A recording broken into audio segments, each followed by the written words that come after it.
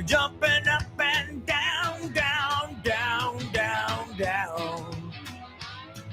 Yeah, I'm in the pulpit, jumping up and down. Okay.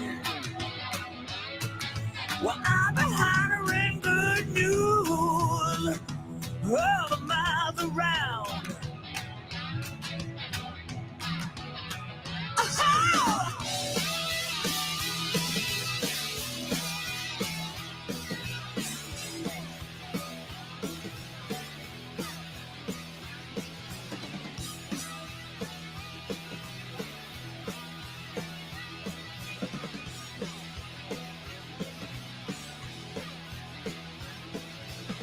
My sister jumped up now, ooh, she began to grin.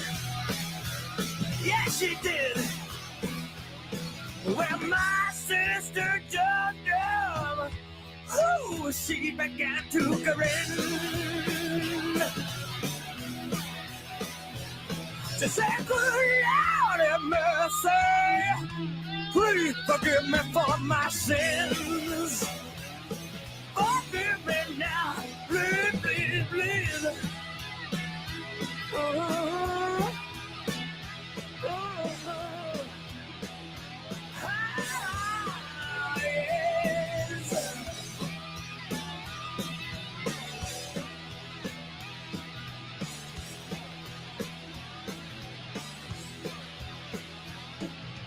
Let me religion. Gonna join the Baptist church.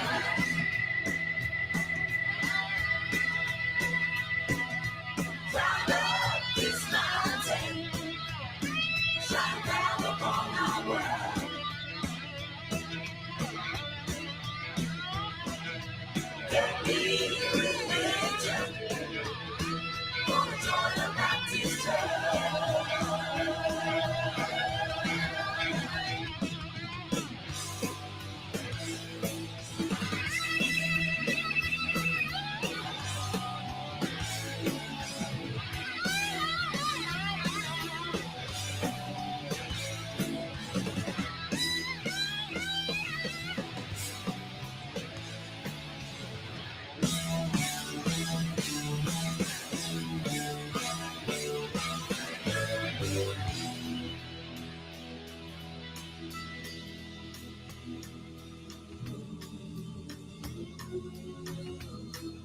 Now we're gonna lift it up.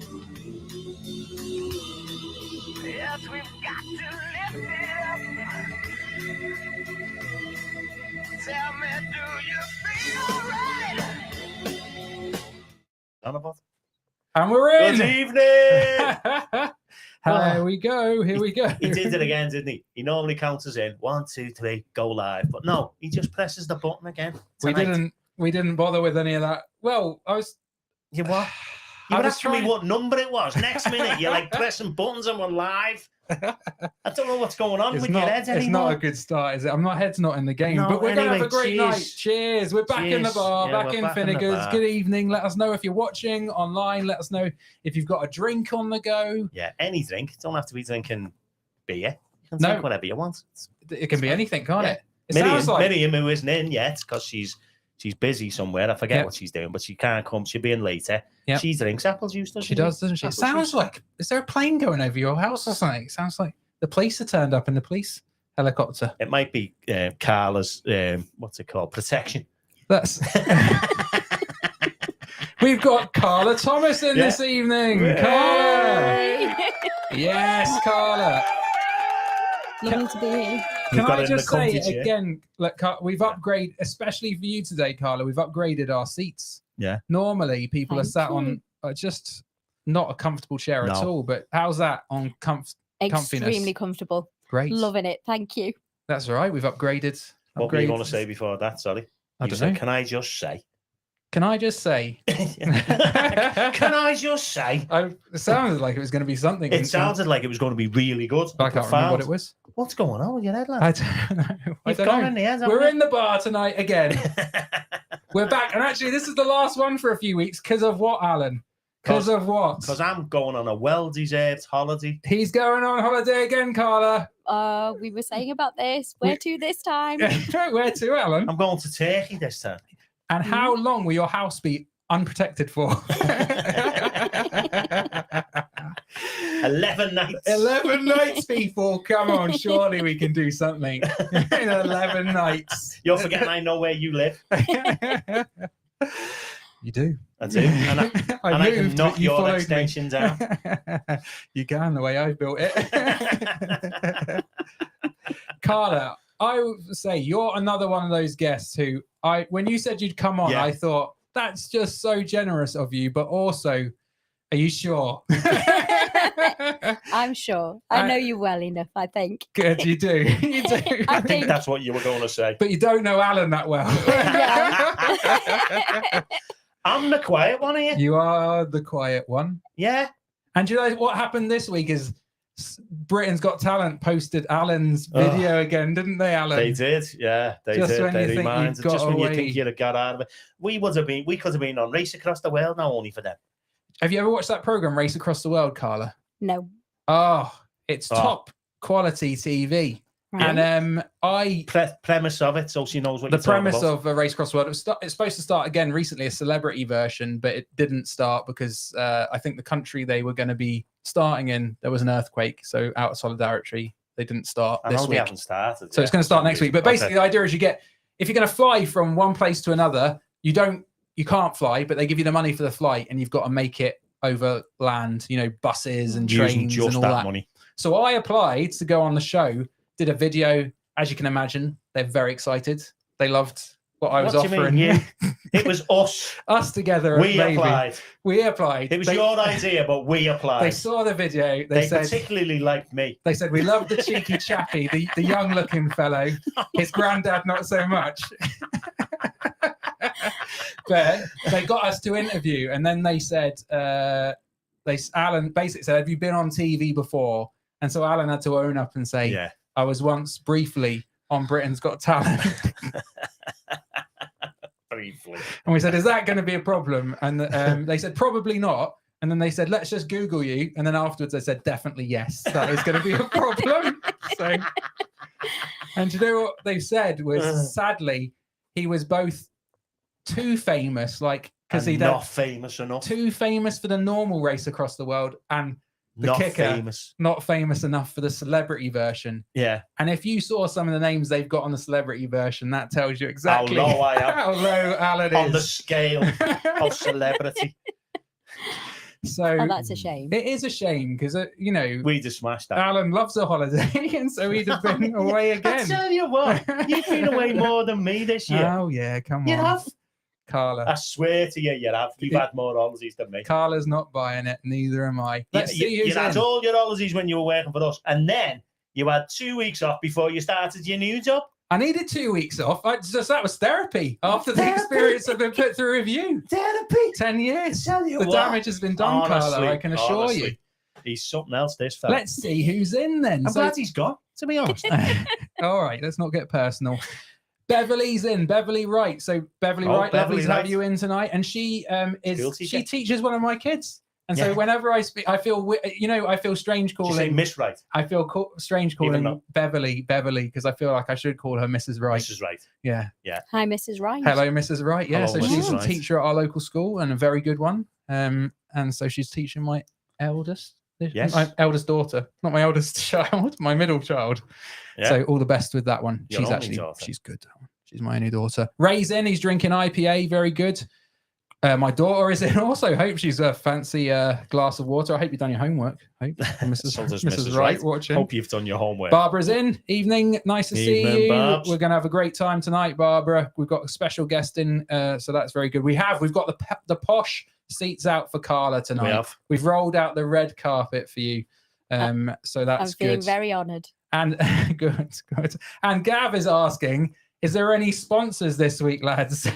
Well, Carla did come bearing gifts a bit like yourself, Gav. She did. So what have we got? Brought us some heroes. And she said that was because I'm her hero. We're heroes. Thank you, Carla. And we've got some... Oh, Alan's still got his phone on. Fox's Classics. Oh, Good selection, I that like Carla. that. As biscuits goes, they are very good. They are very good. So thank you very much. It's very generous. Very welcome. Had someone not told you that we don't compensate our guests for being on this program? So you're significantly out of pocket now. I'm Oh, so sorry I've got a about nice glass of Coke. Diet Coke. Very good. Good. Alan's got your second can there, actually. He So has, yeah. He's been generous. He's pushed the boat out. Is that after you gave him the chocolates? I'm not going to lie, it was.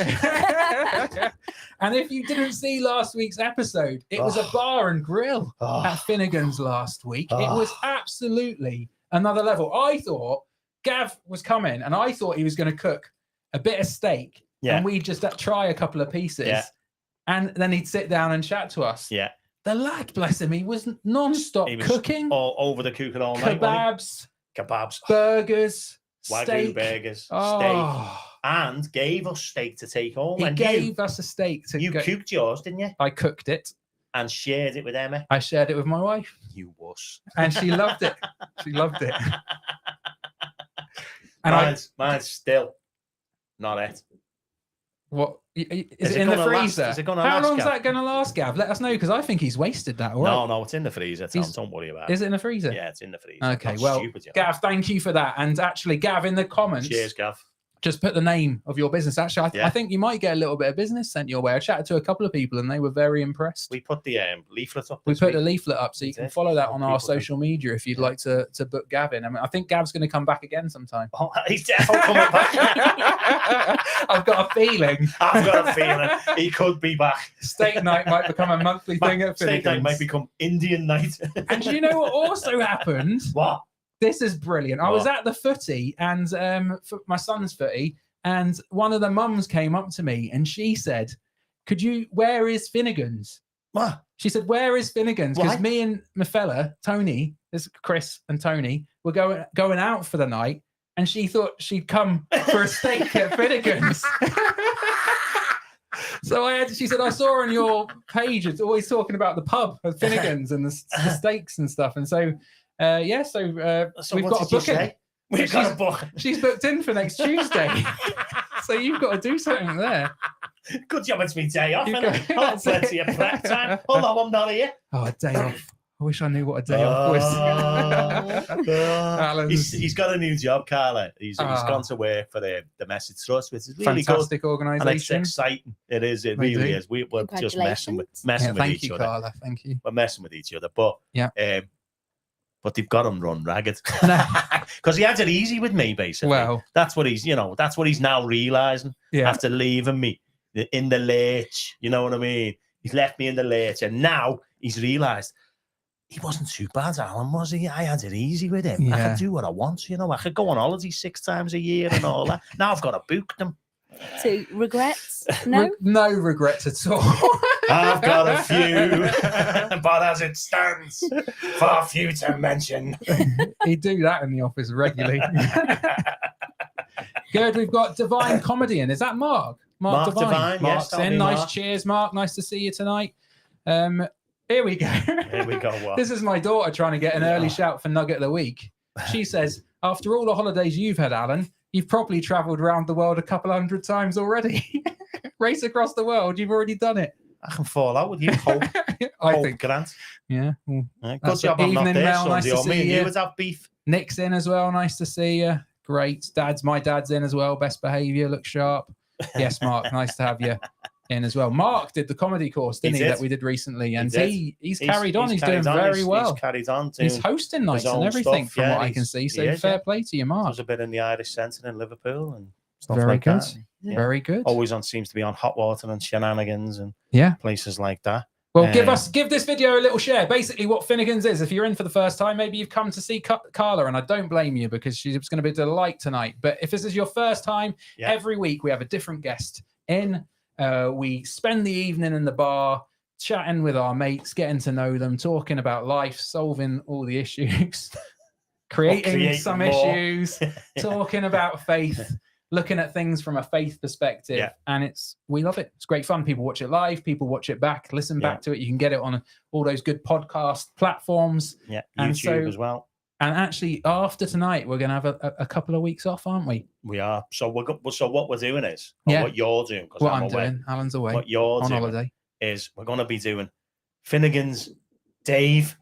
You know, like we thought, basically, Carla. You know, all these channels that are like +1, or they've just show like old like Friends relentlessly on rerun. We thought we'd rerun some of our best episodes, so we're going to do that over the next couple of weeks while Alan's on holiday. That's a really good idea. I think it's a great idea. Fantastic. Yeah, I think it's a great idea. We've got all this because we've got no pre-records in the bag, have we? Yeah, no, that's right. That's the problem, isn't it? You're touching the buttons again. I know, sorry. Well, you weren't, so I thought I'll help him out. He's obviously struggling. You know what I mean? Yeah. And so, nugget of the week, if you've got the funniest comment, and tonight Hope is so far the best, then we're going to send you some bar mats and maybe even a bottle of Finnegan's home brew. So if Hope gets that, we're in trouble. We're in trouble. Very good. Okay. So you were talking about licensing earlier off camera. Mm. Yeah. Yeah, no. It's like you're supposed to keep that conversation off camera, Alan. What are you saying now? You I just want to say, I might try and open a brewery. Not that I'm asking for any favours or nothing, like I'm not, but just letting you know. Yeah. You never know. You never know. Got an idea to start a brewery, sell beer, and then feed people with the profits. That's my idea. Yeah. Sounds amazing. So I'm gonna. That's happening. At the moment, he's drinking the profits, though, so that's the problem, Carla. Well, we made the first batch, Carla, and I'm not going to lie to you, we probably couldn't sell it. As long as you haven't sent people to the hospital. That's it was terrible. Well, so me and him had to drink it, and look at what he's turned out like now. So, you know, he can't even think straight anymore. That's what's up with him since he started drinking Finnegan's home brew. We've got a comment here from Sandra Crawford, and she's made a point to say it's good to see you've got a female friend at the bar at last. And there was some comment. Sandra, it was Sandra. It was her who done it. Said the comment that we don't have any. Like you never have any women on. We had a Love Island special with 4 women on. 4. That fulfilled our quota in 1 week, didn't it? Yeah, more than. So. Right. Do you know what I'm saying to Sandra? The wives in. We've had your wife in on her own. You know, there's been a few, and we asked Sandra to come on it. Come on up then, Sandra. Come on. Put your money where your mouth is. Actually, you moved down south to Essex. Now you're giving it all that. Yeah. Come on up here. We'd love to have you in for the bar as well. You could bring Tony for the evening. If you want, unless he's too male. Yeah. That would be nice. That will be nice. It's been very uneven, Sandra says. Very uneven. Very uneven. We can't get them to come on. How many times have we asked people to come on and they won't come on? So that's scared. It. I think so. So basically, if you know any women who you think would be fantastic guests at Finnegan's, could you please put them in the comments now? Yeah. We've got Carla, who's going to be fantastic tonight. So could you put some more in the comments? And actually, Sandra's saying, come to Essex, come on tour. We've asked Lynn Green to come on off the Baptist Uni. She said, I'll get back to you after my holiday. And she hasn't. These Baptist ministers, they're on holiday forever. I'm calling you out. Come on. What are you? She's on holiday as well. Never seen her again. No wonder the Baptist church is up to Swanee. Hey, it's not yet. Okay. It's like you coming in new, sorting it out, wrecking it. You know? Here we go. We've got some suggestions. Mrs. Wright would be good. Mrs. Wright. Oh, Beverly Wright. Yeah, I thought she could bring her daughter and talk about this week's. Yes. Her and her daughter could come on. That'd be boss. I couldn't tell if she was. My Hope was saying Mrs. Wright, as in like always right. Oh, I think she was talking about. Right. Yeah, I think she was suggesting that. R-I-G-H-T or. She spelled her name wrong, which I'm not going to lie, Beverly. That's not a good sign for your teaching when my daughter's spelling your name wrong. Or maybe I've got it wrong. I don't know. Miss. Ray saying Jennifer Aniston could be good. What do you think, Carla? Jennifer Aniston? If you can get her. Oh, we've got you, haven't we? So I think anything's possible. Yeah. She'll be there for you. Do you know what? Oh, love it. Love it. Would you like to be a co-host on a weekly podcast on a Wednesday evening? Yeah. I've got a slot, Carla, because next 2 weeks. Sandra's seeing her next week, so she'll remind her. And Hope spelt the name correctly now. Well done. And in fact, that might be something we could do, because actually on Sunday at church, Carla, we baptized 8 people. Oh. Have you ever been to a Baptist sort of baptism? Have you had any experience of it? Because we do it, not the sprinkling on the head. We do the the full we duck you proper under in the paddling pool. Yes. Yeah. Have you done that at Emmanuel, or have you just seen that somewhere else? I've seen it at Emmanuel. Yeah. Very good. Yeah. So we had a long time ago. You came to one, didn't you? I did. I remember you coming. I don't know who it was, but I remember. She came to drop an award off for me. I think it was some sort of... It wasn't longest service award, was it? I think it was some sort of local award or something. Local award. No. I can't remember what that was. You Netherlands Man of the Year one year? Do you know what? Okay, as you brought it up, Alan. Weren't you? And you got to turn the Christmas tree. I was voted on that tree. That's like that. Looks like it's taken off. I got to turn the Christmas tree lights on one year, Carla. I remember. Did you? I do. And was it like Man of the Year or something?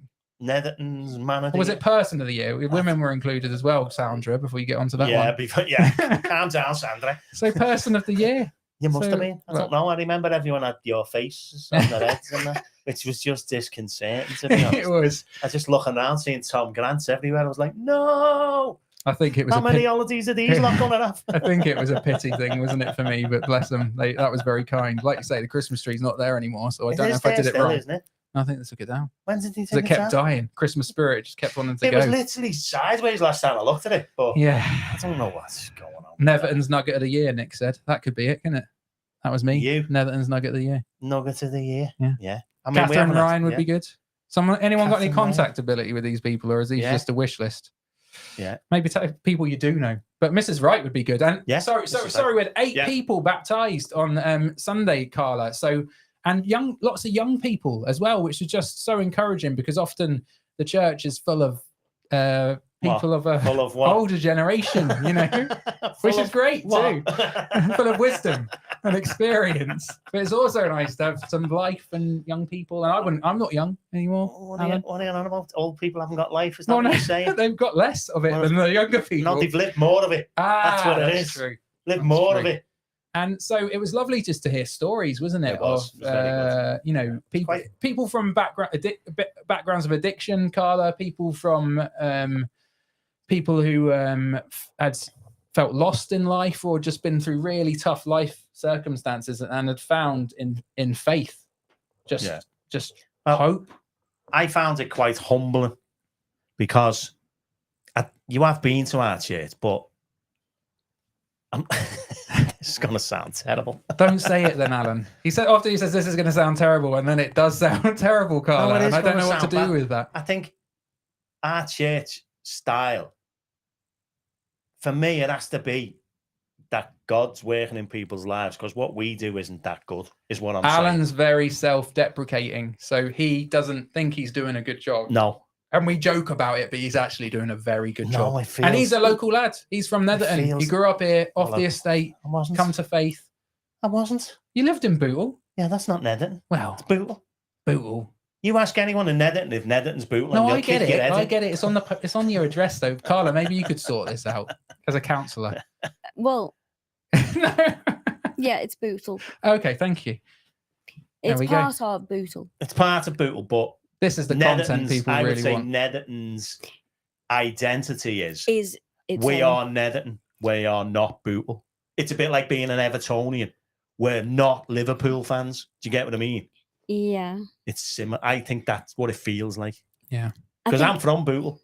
Yeah. So anyway, I might be wrong. Tell us. Call me out on it, whatever. So yeah, 8 baptisms. I found it humbling to hear these stories, and the way they articulated them stories was really, really good. It was really good, and I was sat there almost quiet a lot of the time. You did the interviews, didn't you? Which was good. But I was sat there just listening to them and thinking, wow, how's this happening? Amazing, wasn't it? Really humbling and amazing. It was fab, so maybe we, and some of those, maybe we'll get those guys on at some point and come and share a little bit of their experience, because it was incredible, I thought. Yeah. Also, what day of the week was it? Saturday. Are you aware of anything significant that happened last Saturday, Carla? If you think in your world, in the world of the nation, anything significant He's that setting you're you aware up here, of? Carla. Yeah, you are. He's setting you up a little bit here. It's a big deal for us, isn't it? It is a big deal because on that day, which is Saturday. Which was Saturday. Yeah. The what of September? I don't know, can't remember. The 8th of September. 8th, yeah. It was international buy a priest a pint day. Buy your priest a pint day. Mm. And how many did you get, Alan? 3. You got 3 points. So I've only got, and that was off one person. One. So I thought 2 for me, 1 for you. Very good. Because you're only a newly. Oh, I know. You're only a newly accredited. I'm on probation. I haven't. If you can believe it, out of the 2 of us, I'm the one who hasn't passed yet. Alan's the one who's passed. Passed it. Anyway. Is that why he's got the pints? That's why he got the pints. Because he's not a real one yet. Yeah, he's not only fully qualified. Still, he's got to go tomorrow actually to be taught how to be a minister. I'm going for a 2-day course tomorrow, so I don't know what they're going to teach me. He's going to a 2-day course tomorrow, which I've done in the past. Horrendous. He's just going to be bored off his head. He'll ring me tomorrow night and go, "What am I doing here? What have you got me into?" And I know some of them will be watching. I'm going to engage fully with the content, and I'm sure it's going to be stimulating. It's a shame there isn't a Wednesday night of Finnegan's next week, because we could have fed back. Wills is in. Wills is watching with 15 people. It was 11 last week. Wills, what are you doing? Where are you? You and Weatherspoons, Will. You just got it on your phone, dead loud, just driving people crazy. 15 people, Wills. He was in Formby last week, wasn't he? Wasn't it with 11, I think? And your very own wife says Netherton is Bootle.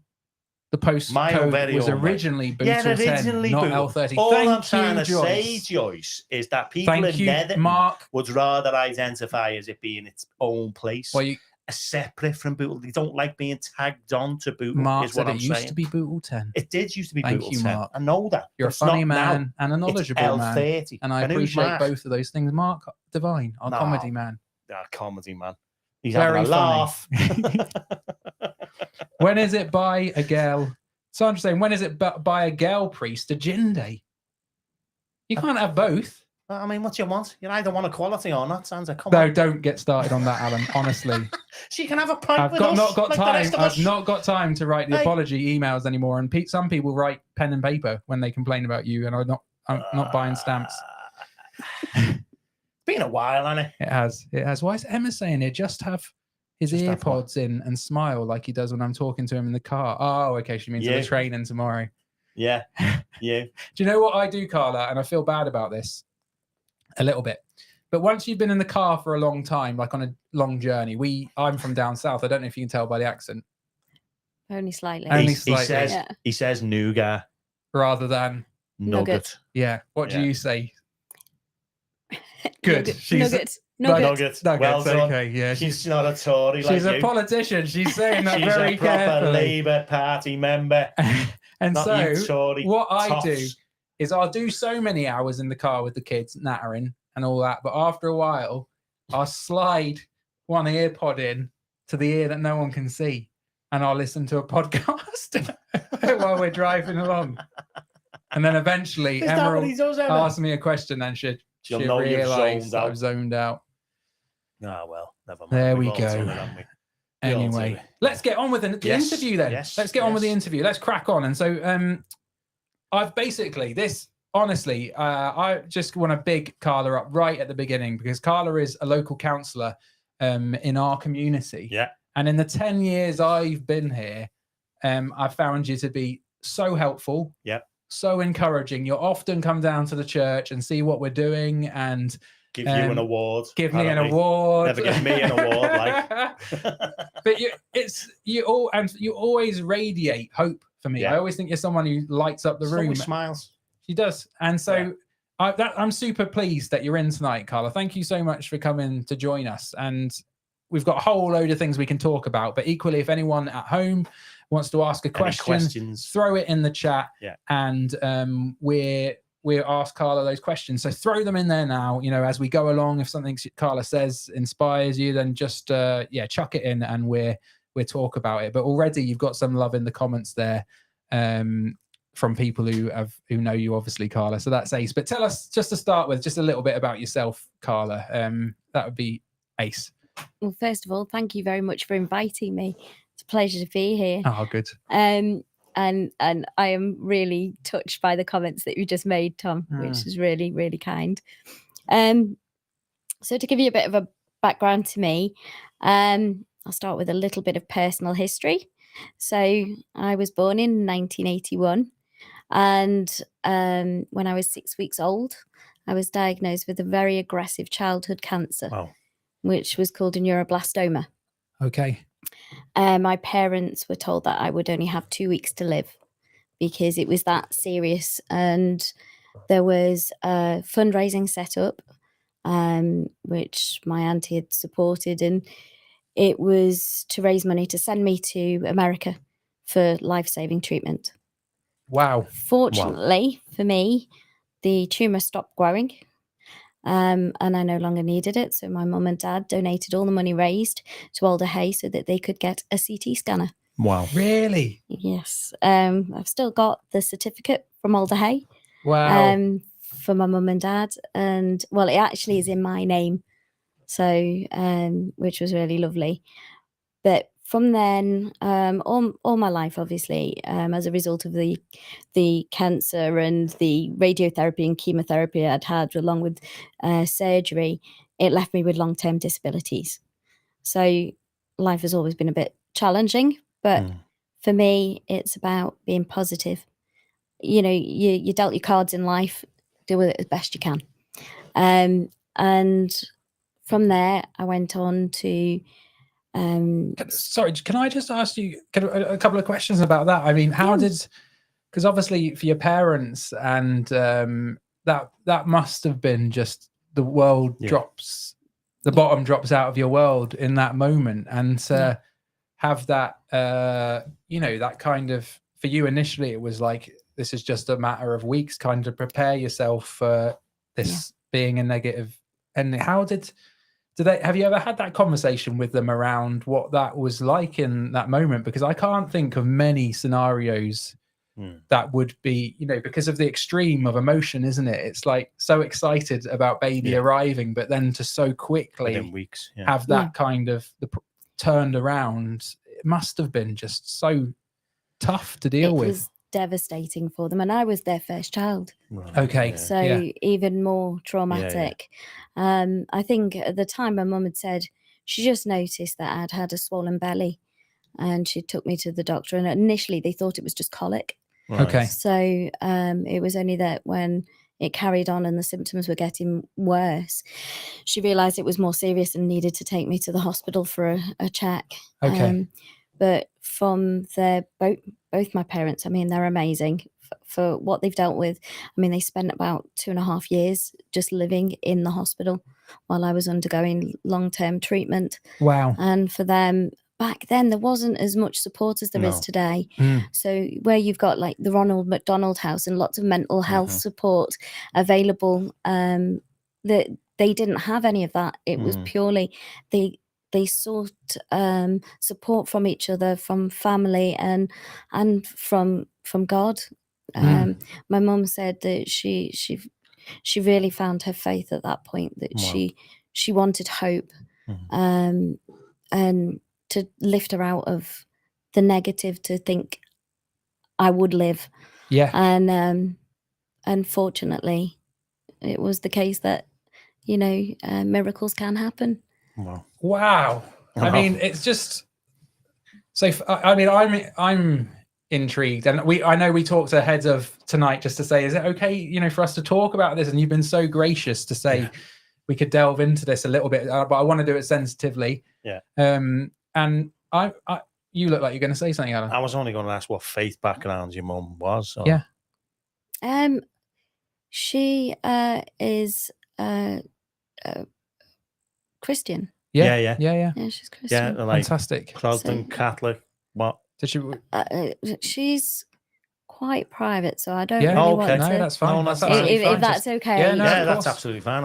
And I find it interesting for like a lot of people might, like in a moment like that, might think, is God real, really, or what's going on here? Because do you know what I mean? Like, and that for me is an understandable response to people who approach suffering. Yeah. But for your mum, that was a point where her faith grew stronger. Kicked in, almost. And you obviously went from this diagnosis of actually your life wouldn't last that long to obviously you're here today. Yeah. But there was a process of, like you say, of a couple of years where you were, for a long time in hospital.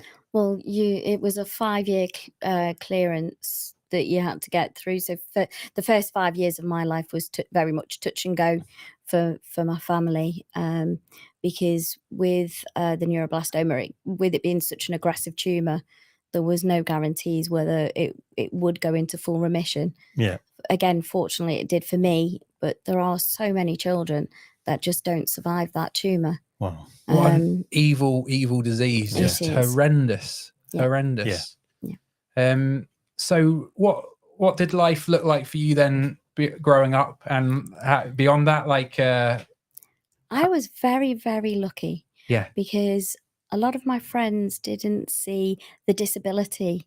They saw me, and there were things like growing up where we'd go to sports events or we'd play just generally in the street, and where you'd play rounders, someone would always run for me. Nice. And it was just generally, people never used to say, do you need me to do it? It was just a natural thing. People wanted to make it easier for me. It was lovely. I was very fortunate with friends, family, and support I had around me, and the encouragement to keep going, to look positively on life, and nothing stopping you from reaching your aspirations. So I was encouraged to even go to law school. Yeah. I graduated back in 2004, getting a law degree at University of Central Lancashire. Then I went on to do my legal practice course a year later. And then I went into work to try and gain some money to raise enough funds so that I could go on and do my master's, which I always wanted to do. And I did my master's in law, medicine and bioethics at the University of Liverpool. Fabulous. I do not even know what those words mean. Carla, bio something. That is impressive, and I don't understand. I think she's one of the cleverest guests I think we've ever had on. You are probably top 2 cleverest guests we ever had, and that's no disrespect to you, because the other person, a professor, who heads up and we have had 2 people who head up theological colleges, and we're counting you definitely above one of them. So you're you're right. I'm not going to tell you which one. I will. Glenn Marshall. No, well, you'll see him tomorrow. He'll be all over you. That's not what I was saying, Glenn. I'm looking forward to engaging. But incredible. Wow, so much to dig into and dive into. Go on now. No, I can't remember what I was going to say. Oh, sorry. I thought you had a question. I did, but I forgot it now. It was something to do with what you were saying, but I can't remember what it was. Carry on, I might think of it. How did you find studying? And, obviously degree, back in for masters. How did you find... Yeah, I know what it was. As I finished my question. Go on. How did you find that whole process? Well, the masters, I had to defer my masters because I ended up with problems with my hips. So I needed surgery before I could actually go and study, which was absolute devastating blow because I was so excited. And then they said, no, you're not going to be recovered in time.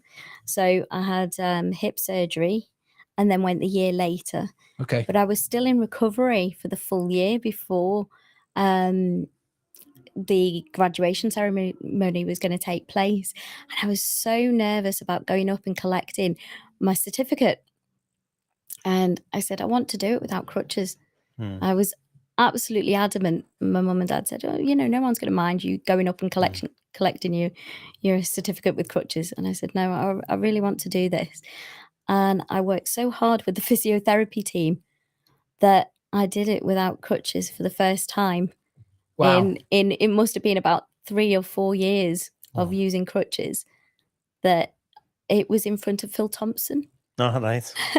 Which one's Phil Thompson? Used to be Liverpool. The Liverpool captain. My dad was absolutely ecstatic. that was the bit he was. That was the motivation. And you were like, "Who are you?" Yeah. He was more like, "Where's your perm gone?" Yeah. Yeah. I was gonna say, if we got, she hasn't managed to gain a training contract yet. Yes. So I was just going to shout out there. Do we know any solicitors? That could give Carla the training contract? It's hard. They're hard to get, aren't they? Like, off the back of like chicken's teeth. Mate. Are they? Yeah. But maybe we could get someone's watching this knows someone who runs a law firm and would say, yeah, we'd give it a training contract. You never know. You never know. I don't know what caliber of people you think are in our audience. But that's good. Rachel got one, didn't she? Rachel got one, yeah. So very good. You never know. We'll just throw it out there. That's what I was going to say. Good man. Sorry. Good man. Yeah, no, come on. Sort it out. Someone out there must be able to sort it out. Yeah. Go on. No, come on. You sure? Yeah. I've got lots of questions, you carry on. So I'm happy to jump in if you're... I'm happy. Okay, so tell us then how you became a councillor. Yeah. And maybe a little bit about what the role entails. And we've got some questions relating to that as well, so I'll chuck some of those in. But if you kick us off, you might well cover some of these. Of course. This is going to please someone on the equality side because it's got a lot of women involved. Good. Firstly, my mum, because she said to me, we were having a deep conversation about austerity. Yeah. And I was absolutely fuming at the time about the way people with disabilities were getting treated. I don't know why you're pointing to me. Austerity. You're a Tory. That's why I'm pointing at you. I'm not a Tory. Austerity was a big issue. So my mum said to me, why don't you go down to the local Labour Party and see if you can get involved? Okay. And I joined and I got sort of cajoled by a number of Labour ladies, and they were asking me, why don't you run to be a councillor? We think you'd be really good. You've got a lot to offer, a lot of life's experience. And they sort of pushing me. They said, it won't happen this year. You've got to just get your name out there. And that was history in the making, because I got my interview in St. Oswald Ward. And became the councillor. And it was completely... I was completely shocked at the time because I had no idea what I'd let myself in for. What about the weeds? What about the dog poo? That is the predominant issue. It is. Where you said to me, what does it entail? Yeah. I would say that is the main complaints. Is it? Yeah, local maintenance, grass cutting. Yeah, they're things that we all moan about. Yeah. But yeah, we do our best to try and tackle those issues where they come up. Yeah. But there's more to it. There's a lot more meetings involved that people don't realise. You're on lots of different committees. Each year you get put on various ones. Like I sit on licensing, as we've spoken about. I sit on a committee for adult social care and health, which I actually now chair. And there's full council meetings that we go to, and then there's outside bodies that you get involved with. So for me, one of them was Merseyside Police Crime Panel, right. And I was the chair of that for representing Sefton and the Liverpool City region.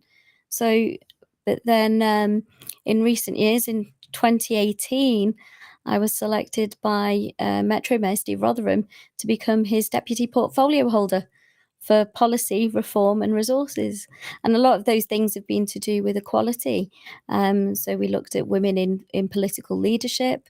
We've looked at disability sports issues, and things that really, really I'm very passionate about. Yeah.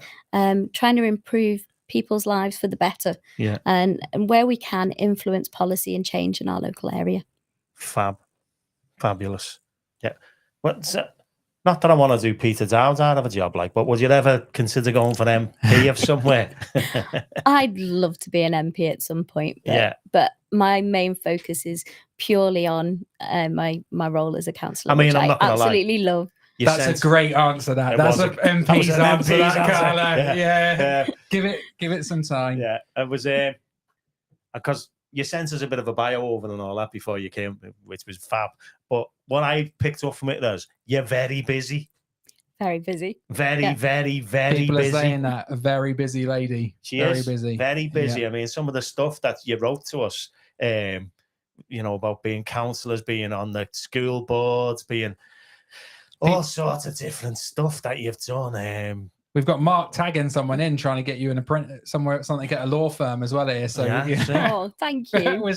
She's going to be an MP, Mark, though. So I don't know if you can do. Can you do both, Carla? What's the deal? Well, she'll do that first, and then she'll be an MP after that. There's the plan. I mean? We've lined up the next decade for you, Carla. Yeah. So what made you want to get into education? Education, not just being a counsellor, but the education side of things I'm interested in. Well, my mum and dad instilled in me very early on that because I was going to grow up disabled, I needed something to fall back on that would support me through life. And they were very, very supportive of me doing as much as I could in education, because they felt that would give me a sort of a springboard to do things that I wanted to do in life. Yeah. Because we knew I would have limitations. Right. And my teachers were a little bit the same, to be fair. They also thought the best way for me is through education, is find what my strengths were and what I enjoyed, and then sort of stick with it. And I went on a school trip to University of Central Lancashire with a history team, and we sort of went to see a lecture. And at the time there was the law school lecturers who were there, and my history teacher just sort of popped up to me and he said, "I think that'll really suit you. Why don't you think about applying?" And he said, "I'll help you with the application and we'll see where it goes from there." And I applied, and I got accepted to the University of Central Lancashire, and that was the start of the education that I really wanted to do and was really passionate about. Yeah, I just didn't realise that it would go down the line of law, because nobody had ever really discussed that with me. It was my very first career ambition was wanting to be a marine biologist. Yeah. Do you know what? I wanted to do that as well. Yeah, marine biologist. Like the Octonauts. What?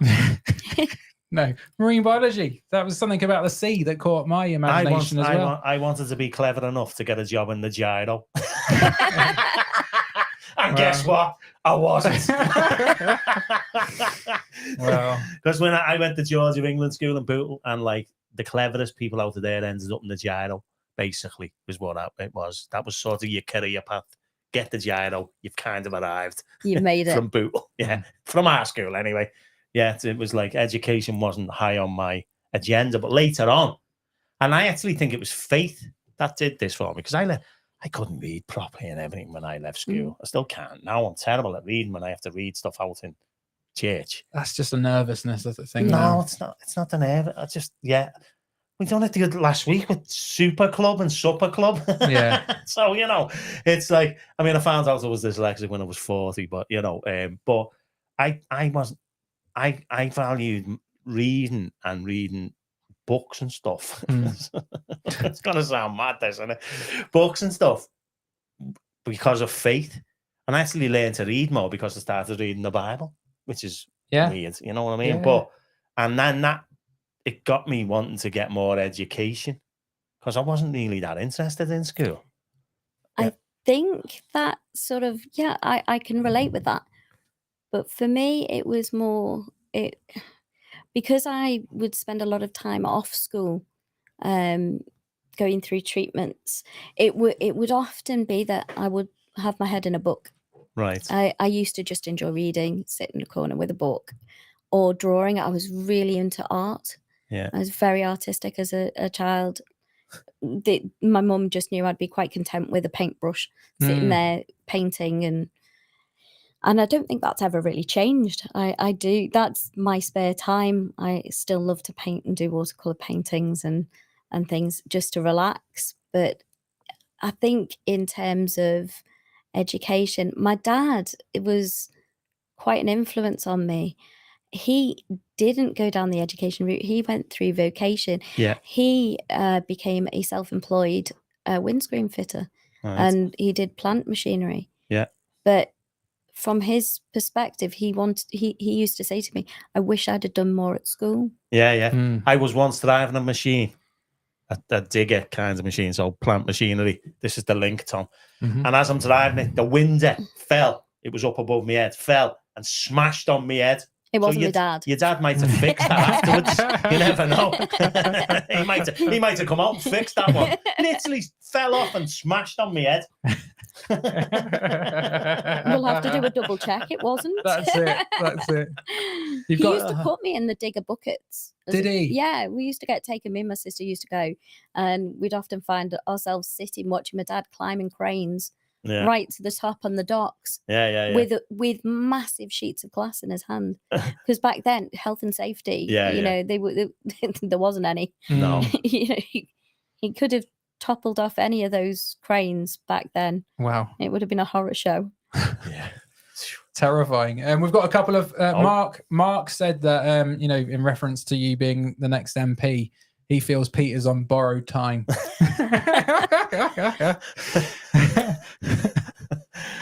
Not going to make comment on that. We had a lovely time with Peter when he came in. We're just lining up his successor, aren't we? Yeah, we've got to pass succession. It on. What's it called? Planning. Yeah, that's it. Didn't get a job, you'd be issued with a gyro. Is that a thing? Yeah. If you didn't work in the gyro, you got a check off them. So technically, you work for them anyway. You won either way. And then Chris has said, my dad got in at that gyro. So there's no chance the clever people went. Your dad, honestly, James, I think he's honestly, clever. The people who were clever in our school, that's where they did. And every one of them was there for about 30 years, but moaned about how much they hated it. And I was like, well, leave. Been there 30 years. What's the matter with you? If you hate it, job for life. Get off. You know what I mean? Loads of them went to gyro. Yeah, I went on a YTS scheme and a youth training scheme. Tom, £25 a week. And my first day on the job, I had a sheepskin coat because it was back in the 80s, you know, and everyone had them at the time. And someone cut the arms of my coat off with an axe. That was the level of the youth training scheme I was on. An axe. I didn't have my arms in it at the time. Yeah. I've hastened to add. Thank goodness. Very good. Oh, dear me. Yeah. I'd love to know then, Carla, you just an incredible life in the sense, of facing adversity. Yeah. Also, challenges, facing challenges, but inspiring people, but then a life also of public service in a way. You all know me and Alan are ministers because you dropped my award off that time at the church. But what Man of the Year? It wasn't that award. No, it was a different one. It was a different one. It was your second award. But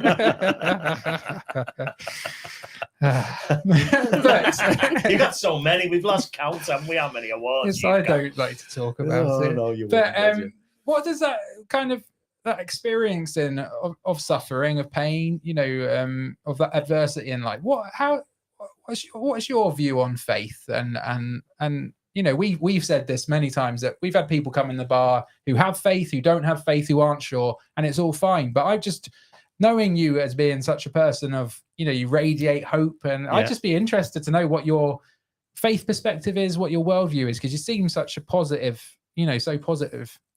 I think for me, it's when you've gone through something so unique and difficult, you're looking to kind of believe in something that's going to make you feel better, make you feel that your whole world's not going to collapse around you, and that there's something positive it's got to restore your faith in I don't know, the universe in a sense, that there's more out there to live for. There's hope. There's beauty in the people around you as well. It's not just about your environment. It's about connecting with others. And I think often when you've found faith, you find other people who share a similar belief, and you just want to keep a positive outlook on life. You want to share in your experiences, and just make other people feel better about their circumstances, because there's always someone worse off than you. And I always think, I have faith. I believe in God, and sometimes that's been the thing that's just kept me going. Wow. In life is there's got to be something more powerful, more gift giving, and I believe in miracles. Wow. Yeah, because sorry, go on. No, you go. No, I mean, to come, that belief in. And obviously, you're a creative person. You talk about art, and the way you're seeing the world is you're recognizing. You seem to be recognizing the beauty within it, and that's a powerful way to look at things. To look and to see.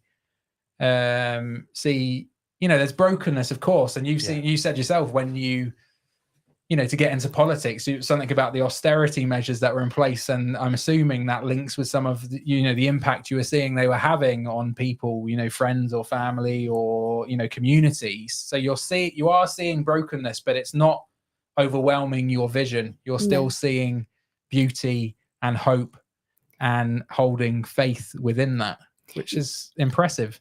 It's important, I think, because otherwise, where you're trying to help other people, especially as a counsellor, you want to send out a message that, there are better things to come.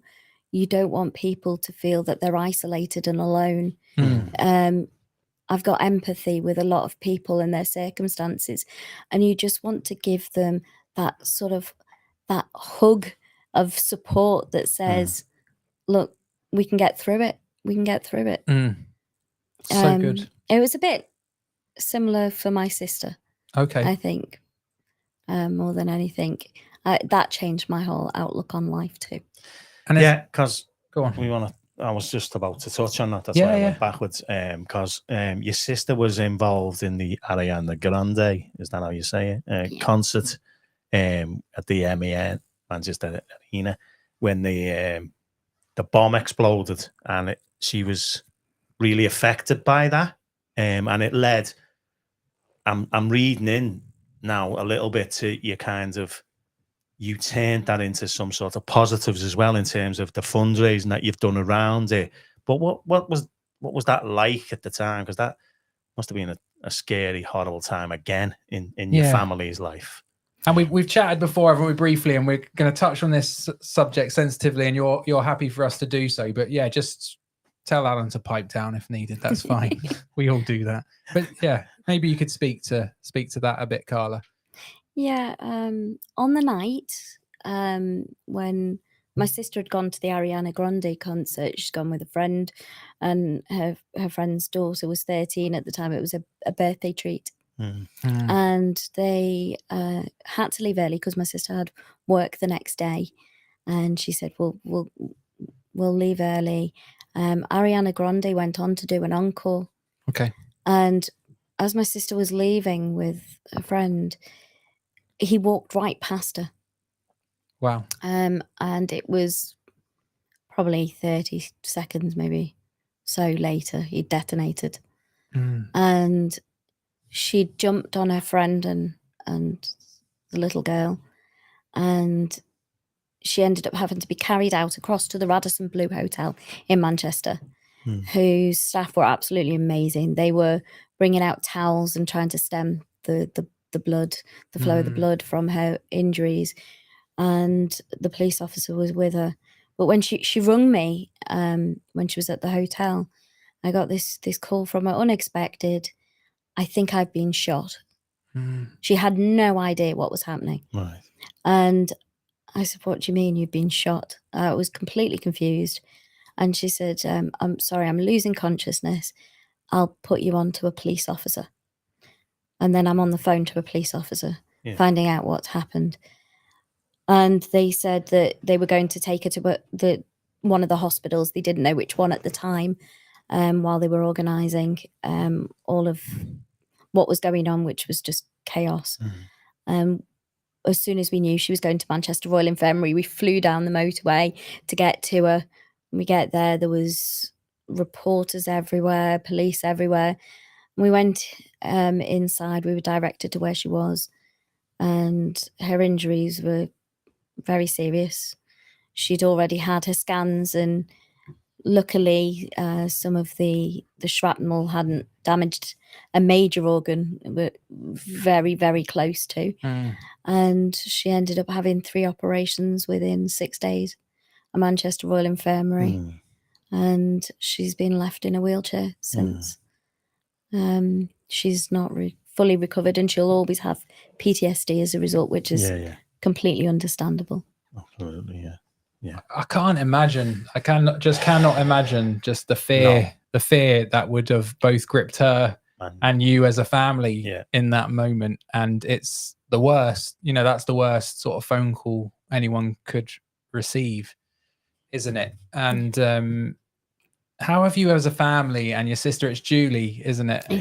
How have you navigated that? Because I can imagine there's a lot of anger and a lot of hatred. And is there? I obviously I don't know, but like how has she responded to that situation? How have you as a family? How have you coped with it? And that there might not be answers to those questions, but you know, actually, far less anger and hatred. More confusion. Okay. At how somebody could be so evil, for want of a better word, particularly to target a children's concert. But for my sister, it was more about recovering, moving forward, trying not to let it consume her. I think because she's grown up with me, being disabled all my life, she's seen that although it has limitations, it doesn't necessarily mean life, ends at that point. You've got something to move on with. You can still do things, but it's hard, and it'll be harder for her because she'd been the support for me. She used to come out campaigning for me in the ward. We'd go leafleting together. She would be my legs effectively for a lot of things, and we're very close as sisters, very close. And it was devastating, absolutely devastating, to see a very healthy, fit young lady who was very into sports. She used to play tennis. She once played for Everton's girls. When she was very young. She was very active at the Netherton Activity Centre. That was where she would train. And for me, seeing that side of her where she was just full of life, and always very sporty. She's gone into her own shell, and that's sad. And the fear that's taken a hold, that fear of going out. I mean, I couldn't even imagine what that must be like for her, but I've now felt it myself as a result. I mean, I go to conference, as you know, I go to various events, but that I would have never looked at a rucksack before and thought much about it. Now it makes you apprehensive. If someone was to leave a bag behind now, my thoughts will automatically go to that. And it never used to. I never used to have that. And I think that's the same for all my family. We're more apprehensive, but we try not to be negative about it. Things happen in life, as we know, that are not nice, that are unpleasant and effectively unforgivable. But again, it's it's finding strength with those around you, and the support that I've had, especially the support from the community when it happened. Yeah. I mean, I was so touched and grateful for the messages of support from the community.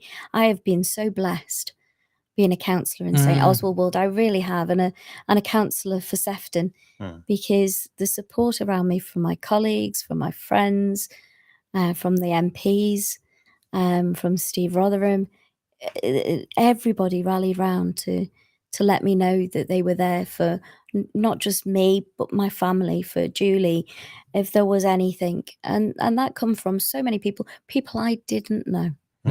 And that just shows you how far the goodwill of people needs to take precedence over the bad. Yeah. I mean, it did lead to you doing a fundraiser, which was Hope Over Fear. Tell us a little bit about that.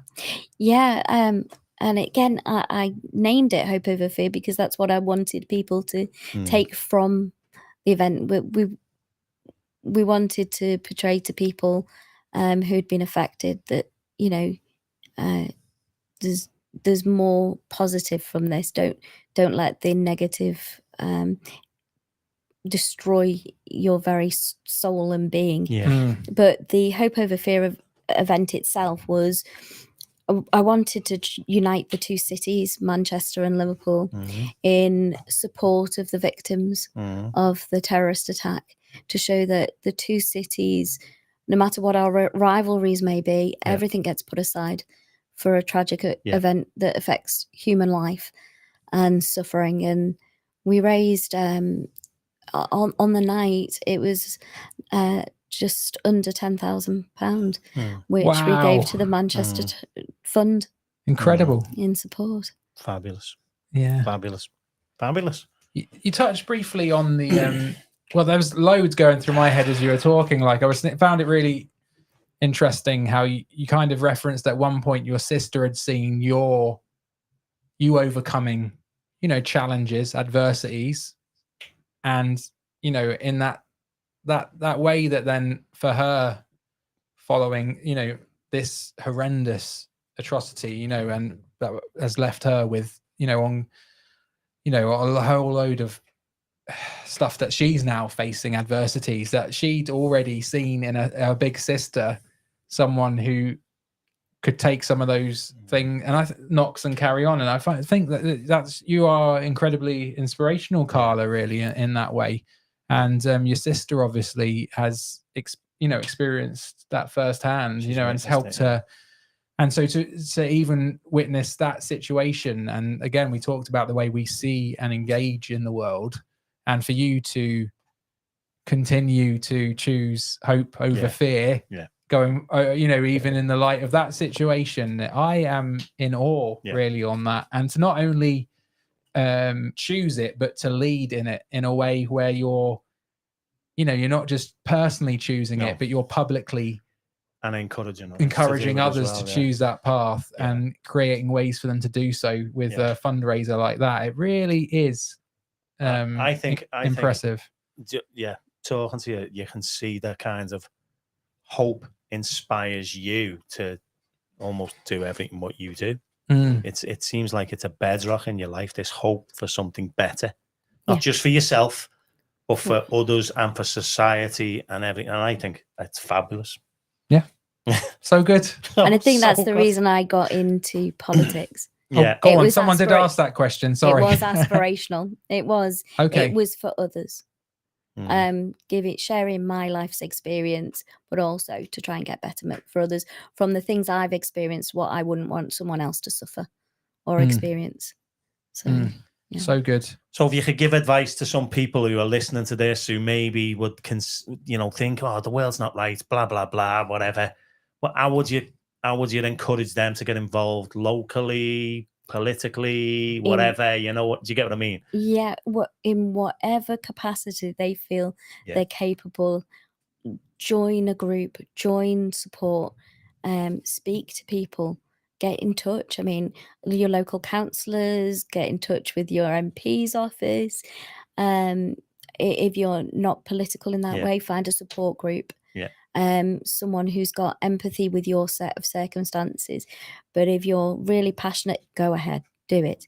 It's important. The more voices and life's experience we've got from other people with different views and perspectives is important. You know, we don't all see things the same, but we can share and engage and try and diversify the way in which we deal with life situations and life's challenges.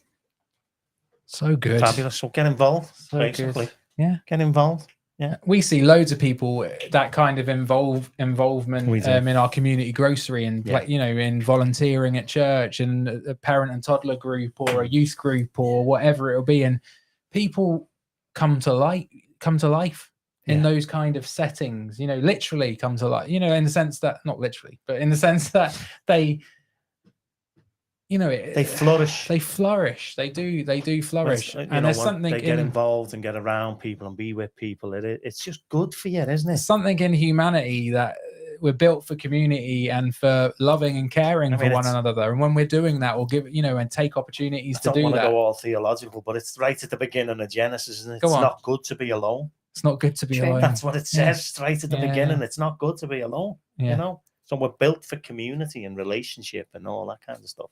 Yeah, so it's good. Get involved. You don't have to go to a church. Get involved somewhere. Yeah. That's what I'm saying. Very good. Ace, this has been good. I've enjoyed this one tonight, Carla, a lot. I've enjoyed this one a lot. Well, are we going to go for our story? What are we going to do next? It's up to you. I don't know. It almost feels a bit mad going to Linky. We've been doing this game Linky, Carla, and I'm going to tell you, we've done lots of different games during the podcast. I'm not going to lie to you. This one, I wouldn't say it's so much divided people. No, they're pretty united in their hatred of this game. And this is Tom's he's like stubborn.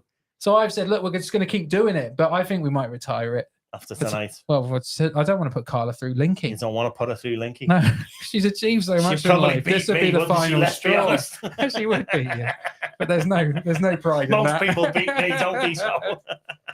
So instead, we're going to go straight to our story, Carla, because it's this is the serious bit as well. So you're basically what happens at this is what that moment. Woman needed to do when she wants to come for steak night. Where's Finnegan's? But what was her name at the foot? Chris, Chris and what? Pete, Tony, Chris and Tony. Yeah, Chris and Tony. You need to get your name on the wall. Yeah, then you can come for steak night. Then you can come. Yeah. Up till then, you're bad. So, Carla, what happens is you tell a story, and if it's a good one, if the people at home find it, you know, entertaining, then get them on the wall, lad. You go on the wall. You can't hear that, but it's a get them on the wall. Get them on the wall. Whereas if it's a bad one, and this would feel harsh. Yeah. I think you'd cope with it well because you're an inspiring person. But if it's a bad story, you're bad, lad. You're bad. And then we would not be able to speak to you anymore. We'd have to walk past you on the street and all that, be like the good Samaritan. No pressure then. No pressure. I'd have to cross over when you were there and all that. Oh, no, we can't have that. No, we don't want that. We don't want that. The people at home are going to vote as well, Carla, you see. So it's not down to us. Not solely. Not solely down to us. But if you go... You tell us your story and we get everyone at home ready to vote on either we're barring Carla. I don't think it's going to happen, Carla. Don't do that. Oh, we're putting her on the wall, which is what I think. Yes, should happen. Well, no one's been barred before. Well, like judges when they, you know, after they say their final comments, you know, sort of staring the jury. Yeah. Go on. No one's been barred before. No. And if you were the first, Carla, if you were the first, in fact, if you were the first, we're closing. I would lose faith in humanity. That would be the thing that would break it for me. That's it.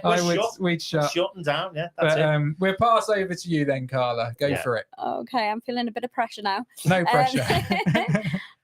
So I think the story I'm going to do is one with a little bit of comic value for you. We appreciate it. A bit of lighthearted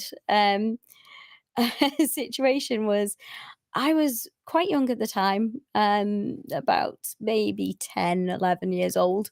And my family decided we were going on an outing. And we ended up at Prestatyn swimming pool. Wow. Okay. And I had all my cousins who were quite young and my aunties and uncles. And my auntie had forgotten to take a bathing suit. So my nan ever so generously offered to go and get her a swimming costume. She'd come back and she'd got her a costume that was several sizes too small. Oh. Unbeknownst to her, she hadn't checked. I was in the changing rooms and my auntie said to me, Carla, can you come here? Just want your opinion on something. Again, not a clue what was going on. She opened the door so slightly that when I looked through, the costume had been a costume with loads of little daisies on. But when I looked through the gap in the door, they turned into what I can only describe as sunflowers. They were enormous. And my nan bustles past me and she went, oh, it just needs a bit of a stretch. I think the stretch is the problem. The stretch was the problem because I could hear my poor auntie being wedgied by my grandmother in the dressing room. Oh, no. And to stop her humiliation, bless her, my auntie walks out as I'm sitting on the edge with my uncle waiting for her to come out, and she fell in the pool in front of everyone. And my nan said to her, what did you do that for? And she went, like I wanted to give a Shamu show. So that sticks in my mind as a very light-hearted story. That's ace. That is good, yeah. What do people think? What do people? Well, let's have a look. Let's give us your little votes. I think it reminds me of when your parents, when you they buy you shoes that are too small or whatever, and they're like squeezing your toe into the end of them. Or, it was used to be the opposite way around when you were little. You always wanted the bigger shoe, and they'd say, "Where's your toes in that?" And they'd shove trying to find your toes, and they go, "No, we're 50, Yeah, and they didn't fit. They were miles too big for you. That's what it was like. Let's have a look. Let's have a look. See what people are saying. It's like when I try and wear stuff now. That's what's happening now. No, I'm a medium. There are definitely sunflowers with you. Here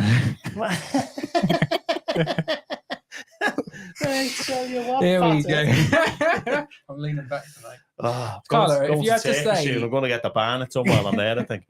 What, some hair? Yeah, I think so. Teeth and hair. Need it as well. I know, don't touch that bit. Don't touch that bit. Doing its best to cover that bit. Who's got the biggest head, would you say there, Carla, from your angle? I can't possibly comment on that. That meant you. She nearly got that was the politician over there, wasn't it? Very good. Yeah. Okay. Ray, even before you told the story, would love to hear a story, but get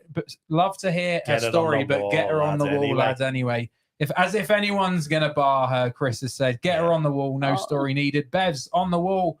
Chris, heard enough. Get her on the wall. Yeah. Fantastic. Definitely on the wall. On the wall. Very, very good. My dad saying that shoe story with my toes never happened.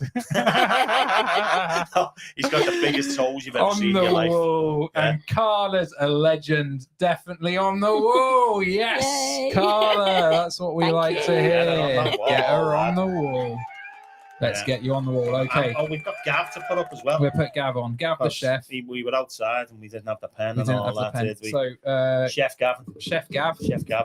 Okay. There you go. Here. It's getting one-sided, this wall. You don't like much this side. Go on, I'll go behind you then over here for Chef Gav. Chef Gav. Chef Gav.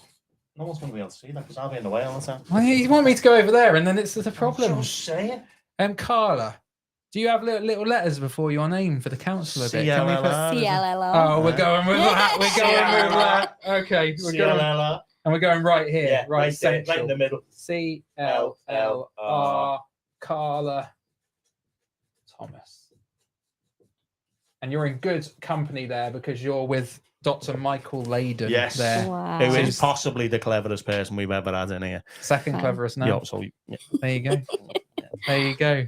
Fantastic. I hope you've had a good night. We've had a good night. We've had a good season, haven't we? Tom's top tips there. You're not people. I tell you what, one or two were fuming and that there was no linky.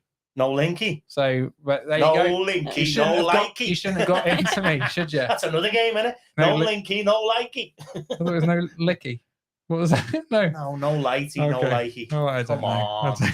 What's going on? I don't know why I bother with this fella. People are saying that the Facebook auto cue doesn't understand you. Doesn't understand me. Does it understand me? Of course it does. It's Tory. We don't pay taxes, Facebook, so you know. So, got Carly. He's got all sorts of political views, isn't he? I think, thank goodness, you're going to be our next MP and not this one here. Behind your head. Look at it there. That's coming from a bald spot. It is. And Are you scared of spiders? No. No, I'm scared of nothing. Oh, I'm from down south, aren't I? So down south. we're going to be off for a break for a couple of weeks. We're going to replay some of the classic episodes over the next couple of weeks. Steve Legs is going to be up. Steve Leg, yeah, because he's not very well, but we're throwing another one up there as well. We'll find one of the classics. Annie Spears on. Annie Spears back on as well. So you can rerun on those. Also, if you've not seen any of the previous episodes, you can catch them on YouTube, on Facebook. Yeah. You can also listen to them wherever you get your podcasts if you prefer to listen to them on your way out and about. Yeah. And what a good we got to ring the bell tonight. We got to ring the bell because we forgot it last week. We did. So yeah, I guess thank you, Carla. It's an absolute joy. Thank you so much. I knew I liked you already, and now it's been just a joy to get to know you a little bit better. And I've been just so encouraged by what you've shared with us tonight. Thank you. I want to do an Alan's awful advice. Now? Right now. Oh, wait, it's been such a good episode. Why am I going to ruin it? You're going to ruin it? Just get it up there and shut up. Alan dispenses advice from time to time, Carla. So I read it's not quite in the same. I was thinking we've got such a knowledgeable guest. Awful advice. Advice about knowledge. You're talking on top of your own catchphrase. I know. Don't worry about it. All right. It's all right. They can hear it. Go on. Right. And I read this, and it was off Nicky Gumbel. Although I have found the quote in a few other places. Oh, it's nicking him, isn't he, Gumbel? I think Nick's Gumbel. Nicky Gumbel. Nicking them Gumbel. We should be called. Yeah. Right. And it says this: knowledge is like underwear. It's useful to have, but not necessarily show it off. I'll leave you with that. Alan's awful advice. Advice you should ignore. Good night and God bless. God bless. We'll see you again soon. Thank you again, Carla. You're a superstar. Yeah. We'll see you again soon. Probably when you're dropping off my next award. Good night. God bless. Have a good rest of the week.